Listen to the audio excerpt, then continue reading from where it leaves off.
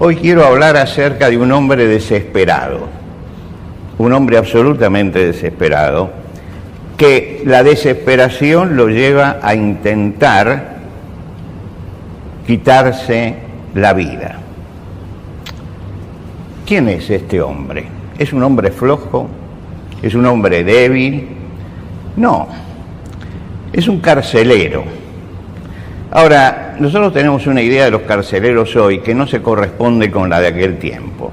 Los romanos no tenían cárceles, eran mucho más expeditivos. Si usted va a la ciudad de Roma, por ejemplo, le van a mostrar la cárcel Mamertina, que está en un costado. Es para 20 personas nada más, y usted piensa que era la urbe más grande de la antigüedad. ¿Por qué solamente para 20 personas? Porque esas personas estaban de paso durante muy poco tiempo, cortos días, hasta que le dictaban sentencia. Si eran ladrones, los crucificaban. Si eran romanos ladrones, le cortaban la cabeza. Pero eran expeditivos, entonces no había ningún lugar como tenemos nosotros donde la persona se regenera y todo lo demás. Eso no existía entre los romanos. Ahora, para las cárceles, ellos elegían a los veteranos de la guerra de los romanos, el hombre que había luchado toda su vida. Y los elegían justamente porque tenían disciplina, porque tenían energía, porque tenían un sentido del deber de lo que debían hacer y porque eran extremadamente responsables. Ahora, cuando se los ponía a cargo de una de estas cárceles, y en cada una de las ciudades había una cárcel pequeña, muy pequeña, con un carcelero de este tipo, cuando se lo ponían en esa cárcel, ellos eran responsables de la gente que estaba allí dentro. No había excusa. Ustedes, los que hicieron el servicio militar, el viejo servicio militar, recuerdan que una de las frases que nos decían es: el soldado falta únicamente porque se murió. Es decir, usted podía tener 40 grados de fiebre, se le había muerto toda la familia, pero usted tenía que estar allí, solamente cuando se murió. Bueno, esta disciplina, pero mucho más fuerte, era la disciplina romana. A este hombre le habían encargado 2 presos. Se había producido un tumulto en la ciudad porque habían llegado 2 cristianos, y cuando hablaron de Cristo y todos los demás, había religiosos, y había un tumulto grande con ellos, y los magistrados entendieron que debían darle un corte a esto. Entonces dijeron, bueno, ¿quiénes son los visitantes? Ellos, y los azotaron con todo para que el pueblo se calmara, y después los llevaron y le dijeron al carcelero: los pones en la cárcel de máxima seguridad y vas a ser responsable de ellos. Y la palabra que usaron es: van a estar constantemente vigilados. Al otro día se iba a decidir todo, pero lo recibieron en ese momento. El carcelero se encargó y los colocó en la zona de máxima seguridad, los encadenó al cepo. No eran los cepos que conocemos nosotros, eran cepos de hierro, los colocó en los cepos, le pusieron, los ataron frente a una pared y con grillos en las piernas y en las manos, y estaban allí ellos esperando. ¿Esperando qué? Y esperando que al otro día, en alguna forma, los magistrados dijeran si los mataban o los expulsaban de la ciudad. El carcelero se encargó de eso, lo hizo, estuvo seguro de que no iban a trastornar la vida de la ciudad, estuvo seguro de que él había cumplido con su deber y se fue a dormir. Y se fue a dormir tranquilo, porque él conocía su trabajo. Pero ¿qué pasó? Que esa noche sucedió lo imprevisto. Un terremoto sacudió el lugar. Fue un temblor, porque usted después, cuando sigue leyendo, se da cuenta que no tuvo máxima trascendencia en las demás casas. Pero fue un temblor que seguramente en estas cárceles, que eran subterráneas, la parte de los presos eran subterráneas, en estas cárceles se sentía muchísimo más. Y se abrieron todos los grillos y bueno, en la oscuridad él seguramente estaba durmiendo arriba, en el primer piso. Y cuando él ve el terremoto, dice, se escaparon todos los presos, se escaparon todos. Ahora, al Imperio Romano no le podía explicar, mira, esa noche yo estaba durmiendo un ratito porque estaba cansado, y entonces los presos, pero hubo un terremoto, nada. Él sabía que al otro día, cuando llegaran con los presos perdidos que se habían ido, él eso creía, que se habían escapado, y más los de máxima seguridad, que le habían dicho que lo tenían que tener bajo una vigilancia especial, más con esto, entonces él dijo, estoy perdido. Estoy perdido, ¿por qué? Porque los romanos eran taxativos. A este le cortamos la cabeza. El romano, le vamos a respetar la ley, le cortamos la cabeza. Porque no ha cumplido con el deber, porque ha perdido el honor, porque no ha tenido la responsabilidad necesaria para hacer esto. Eso significaba el problema para él y que toda su familia iba a ser desechada de todo eso. Este hombre, cuando ve eso y cuando encuentra con que no tiene nada en que apoyarse, nada, que no puede tener esperanza absolutamente en nada, este hombre entra en estado de desesperación, no de angustia, no de depresión. Hay un estado superior, que es el estado de la desesperación. Desesperación es la pérdida total de la esperanza. La pérdida total de la esperanza. El hombre que está desesperado ha perdido totalmente la esperanza y le queda en su vida una sola barrera, que es el instinto de conservación. Si él logra vencer esa barrera, él se suicida. Ahora, él había cruzado todas las barreras y había cruzado la barrera del instinto de conservación y había tomado a la usanza romana la espada para ponérsela y tirarse contra el suelo para que la traspasara y morir allí. Había llegado a ese estado. Ahora, ¿usted cree que ese estado es un estado excepcional? En general los países tratan de ocultar las estadísticas de los suicidios, pero en el año 2023 tuvimos la estadística de los suicidios. En Argentina se suicida una persona cada 3 horas.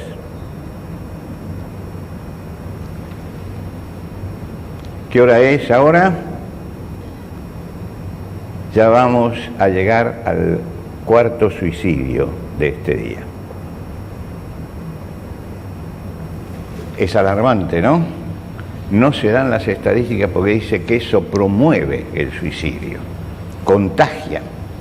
Pero la realidad es esa, que hay mucha desesperación. Es la 4ª causa de muerte entre los jóvenes de 15 y 19 años. La 4ª causa de muerte. Quiere decir que acá no es gente que tiene una enfermedad terminal, no. Es gente que han entrado en un estado de desesperación y que atravesaron la última barrera, y la última barrera era justamente el instinto que tiene todo ser humano por conservar la vida. Ahora, nuestro país tiene una larga historia, una larguísima historia de suicidas famosos. En nuestro país se suicidó Leandro Alem. Mientras que viajaba en su carro, lo llevaban a su casa, se pegó un tiro. Se suicidó Lisandro de la Torre, desesperado frente a la corrupción que había en el Congreso. Todavía había gente que en aquel momento frente a la corrupción se suicidaba. Todavía. Se suicidó Leopoldo Lugones en el Delta, tomando un veneno. Se suicidó Alfonsina Storni entrando en Mar del Plata. Horacio Quiroga se suicidó. Lo estaban tratando en el hospital de Clínica, salió a visitar a sus hijos ese día, los visitó, compró estrinina y a la noche la tomó. Y al otro día lo encontraron muerto. Sus 3 hijos se suicidaron. René Favaloro, Florencio Parravicini, Gianni Lugranadei, para llegar más acá, Julio de Gracia, Marta Lynch, la escritora, Waldo de los Ríos, el músico. ¿Usted quiere seguir? Estamos hablando de los famosos nada más. Estamos hablando de los famosos. Porque creemos que estos son casos excepcionales. Ahora, esta gente había llegado a la desesperación. Es decir, no tengo más esperanza. Seguramente era practicante religiosa o no sabemos, pero en ese momento, llegaron al borde y superaron esa barrera y se suicidaron. Este hombre había llegado a la desesperación. Cualquiera de nosotros puede llegar en un momento inesperadamente a la desesperación. Puede llegar a ese borde. Cuando leemos todo esto decimos, eso a mí no me va a pasar. Pero hay un montón de cosas que decimos, esto a mí no me va a pasar y me pasa. Y podemos llegar a eso. Y fíjese que este hombre llegó a la desesperación inesperadamente, en un momento. En un momento sintió que toda su vida se derrumbaba. Sintió que su familia iba a perder todo. Sintió que él iba a perder la vida. Y no era que se hacía la película, como decimos nosotros. No, era que la realidad era ese. Y en medio, cuando ya estaba en medio de la oscuridad con la espada, el apóstol Pablo, que era uno de los que estaba preso, se da vuelta, lo ve y le dice, no te hagas ningún mal, todos estamos aquí. Y este hombre decía, no puede ser que todos estén aquí, no puede ser, no puede ser. Y que esta gente, que ya no tiene los grillos, me está diciendo, no te preocupes, que nosotros estamos aquí, no nos fuimos, no nos escapamos, no salimos corriendo. Y él dice, ¿qué tengo que hacer para ser salvo? Y el apóstol Pablo le hace una síntesis completa del Evangelio en una sola frase. Le dice, cree en el Señor Jesucristo y serás salvo tú y tu casa. Cree en el Señor Jesucristo y serás salvo tú y tu casa también. No le dijo el apóstol Pablo, hay que tener fe. Porque ¿en qué hay que tener fe? Hoy la gente cree que se puede tener fe en cualquier cosa. Y se cree en cualquier cosa. Se cree en cualquier cosa. Ayer yo me asombraba ante un periodista en la televisión. En un programa de noticias, que uno espera seriedad en ese programa de noticias, estaba en Wall Street mirando la bolsa y hablando de cómo se cotizaban los papeles argentinos en ese momento. Y el periodista que estaba acá le dijo si había visto al toro que hay en Wall Street. Y hay una antigua leyenda de que si uno toca al toro en ciertas partes, usted entonces va a tener suerte, le va a ir bien, va a ser feliz. El periodista que estaba allá dice, sí, dice, fui. Y es verdad eso. Dice, yo lo toqué y recibí no sé qué cosa al otro día. Y usted dice, este periodista hay que echarlo ya. No puede estar en la televisión argentina este hombre un día más. Porque está promoviendo en la gente la superstición y ese cree en cualquier cosa. El apóstol Pablo no dice, cree en mí. No dice, cree en la religión. No le dice, cree en el cristianismo, le dice, cree en una persona, cree en el Señor Jesucristo. Nosotros hemos difuminado la fe en tal forma que ya, lo dice Chesterton, cuando uno no cree en Dios termina creyendo cualquier cosa. Y hemos difuminado la fe. Y entonces creemos en la religión, creemos en el rito, Y resulta que el Evangelio es una persona, creemos en Cristo. Le señaló Pablo la persona. Le dijo, cree en el Señor Jesucristo. No le dijo, cree en el cristianismo. No le dijo, tienes que ir a la iglesia. Le dijo, cree en una persona, afírmate en esa persona. Pone la fe en Jesucristo, porque Él, y todos nosotros conocemos la historia, es el que murió por nuestros pecados y resucitó. Entonces la fe no se puede poner en cualquier cosa que esté alrededor de Jesucristo, aunque esté alrededor de Jesucristo. Hay que ponerla en Jesucristo. Tenemos que darnos cuenta que los que necesitamos en nuestra vida no son los consejos de Gabriel Rolón, no son los amuletos colgados en el cuello, no es el gauchito Giro o la difunta Correa, ni todos estos mitos populares que surgen, o Gilda. No es evocar a la Pachamama. Yo con esto de la Pachamama estoy indignado, porque alguien que se decía cristiano celebra su cumpleaños y manda una nota diciendo agradezco a mi familia, agradezco a mis hijos, agradezco a esto, y agradezco a la Pachamama, porque estoy acá, cristiano, Dios no aparece nunca. Bueno, eso es un falso cristianismo, es un falso cristianismo. El cristiano cree en Jesucristo. No creemos en eso y tampoco creamos en la religión. No creamos tampoco en la religión. Nadie se salva por estar esta mañana sentado acá. Ni nadie se salva porque ha caído al agua. Esto puede ser un baño simplemente. Esta es la representación de la fe.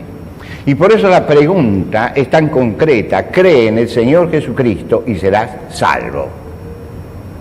Y la pregunta que le hacen es, ¿crees en el Señor Jesucristo como tu único y suficiente Salvador? Hay una relación íntima entre las dos, profunda. Están diciendo exactamente lo mismo. Necesitamos en la vida un punto de apoyo firme. Un punto de apoyo que realmente nos sostenga. Y lo que nos puede sostener es solamente la persona de Jesucristo. Es si nos acercamos a Él, si nos entregamos a Él. El cristianismo no es ser bautizado allá en la infancia y decir soy cristiano para toda la vida. Es un compromiso que yo tengo que tomar conscientemente delante de Dios. Conscientemente. Hay un momento en que me tengo que parar, tengo que decir, bueno, ¿quiero ser cristiano y seguir los principios de Jesús? ¿Sí o no? Si quiero seguir a Jesús, entonces tengo que creer en Él, cree en el Señor Jesucristo y serás salvo, serás salvo. Por eso digo que esta palabra del apóstol Pablo es la síntesis. Le señaló un punto de apoyo firme donde él podía sentarse e ir hacia adelante. Y se asentó y fue hacia adelante. Dice que se levantó y lo llamó y lo llevó a Pablo y a Silas, los dos presos, lo llevó a su casa y le vendó las heridas. Ahora, este era un hombre rudo, era un hombre preparado para dar heridas, no para curarlas. Pero Jesucristo había empezado a hacer una obra en él, una obra transformadora, y esa obra transformadora lo lleva a tomar a esos hombres que había atado y vendarle las heridas, porque hay un cambio interior en su vida que se manifiesta en lo exterior, se manifiesta en lo que está haciendo. Ese cambio hace que lo lleve y les diga, bueno, ¿qué sería necesario que yo haga? Y Pablo le habrá dicho seguramente en ese momento, bueno, los cristianos confiesan a través del bautismo. Bueno, quiero bautizarme. No es que el bautismo tenga un poder especial, pero que es la forma de compromiso. Él seguramente tenía sirvientes, tenía su familia, tenía sus hijos. Delante de ellos, él confesó que él había puesto su fe en Jesucristo, porque sintió que Jesucristo era el apoyo firme para su vida. Esta mañana nos tenemos que preguntar sobre qué está apoyada nuestra vida. ¿Sobre qué está apoyada nuestra vida? Usted dice, en este momento no necesito apoyo porque todavía soy joven, mire, la desesperación llega en cualquier momento, no avisa, no le avisó a este hombre, no le avisó, llegó. Y la desesperación puede llegar en cualquier momento. Y entonces entramos en un estado de angustia, de depresión, y llega un momento que empezamos a pensar y decimos, no tengo salida, y entramos en la desesperación. El apóstol Pablo dice que él había sufrido muchas cosas en su vida, pero dice, pero nunca estuve desesperado. ¿Por qué nunca estuvo desesperado? Porque siempre tuvo esperanza. Siempre tuvo esperanza. Esto es algo que lo han comprobado miles y millones de personas que han puesto su fe en Jesucristo. No todos los cristianos, solamente los que pusieron su fe en Jesucristo. El salmista David, que pasaba por momentos muy difíciles en su vida, dice, yo puse mi esperanza en el Señor. Y Él inclinó su oído y escuchó mi clamor. Me sacó del hoyo de la desesperación. Es decir, ya se estaba cayendo en el pozo de la desesperación. Dice, me sacó de allí, del hoyo de la desesperación. Me rescató del cieno pantanoso, porque no podía moverme yo en ese momento. Y plantó mis pies sobre una roca para que pudiera caminar firme. Esta es la obra de Jesucristo, que nos tiende la mano y nos levanta. ¿Para qué vinimos esta mañana aquí? ¿Para mirar un bautismo? ¿Para escuchar las canciones? ¿Para orar? Yo creo que Dios nos trajo esta mañana aquí para sacudir nuestra vida espiritual,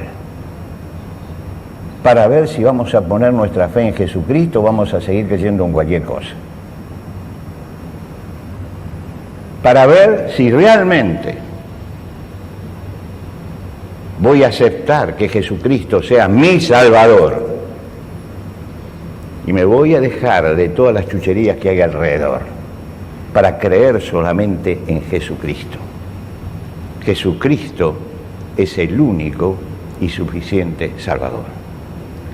El apóstol, predicando el Evangelio, dijo, y en ningún otro hay salvación, porque no hay otro nombre debajo del cielo dado a los hombres en que podamos ser salvos, solamente el nombre de Jesucristo. Y ese nombre de Jesucristo, ese Señor es el que nos sostiene en nuestra vida y nos sostiene en el caminar, y es el que nos saca cuando nos estamos cayendo en el pozo de la desesperación. Por eso el apóstol Pablo dice, sí, estuvimos afligidos, estuvimos abrumados, pero no estuvimos desesperados. No estuvimos desesperados, porque Él siempre nos levanta. Esto es muy sencillo. Es inclinarse delante de Dios y hacer una decisión profunda de fe. Yo quiero realmente entregar mi vida a Jesucristo para que Él sea mi apoyo y Él sea mi Salvador.